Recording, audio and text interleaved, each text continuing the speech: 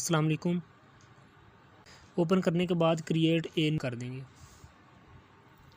Continue पे click कर दूंगा। जो ही कंटिन्यू पे क्लिक करूंगा तो मैं आपके सामने यहाँ पे क्या करूँगा, सिलेक्ट करूँगा कि पहले नंबर पे क्या है। तो पहले नंबर पे जैसा कि है जो मैंने पिक बनाई है वहाँ वर्क है। दूसरे नंबर पे करूँगा तो क्या है, लेटर है। ठीक है, इसमें मैं देखूँगा लेटर कहाँ है। तीसरे नंबर पे क्या है, इटम है, तो मैं देखूँगा इसमें इटम कहाँ है। इसके बाद वो पूछ रहे हैं जी चौथे नंबर पे क्या है, तो चौथे नंबर पे है गैस। इसी तरह सेलेक्ट करते जाना, ये बहुत इजी है। ठीक है, पाँचवें नंबर पे पूछ रहे हैं तो मैं उधर देखूँगा और लिखूँगा नेवर। ठीक है, जैसे जैसे यानी कि ये बेतरतीबे दिए हुए हैं तो तरतीब से आपने देख के लिखने हैं। ठीक है, 6 नंबर पे हमर, इसी तरह यूजुअल, इसी तरह 8वें नंबर पे आ जाएगा हाफ,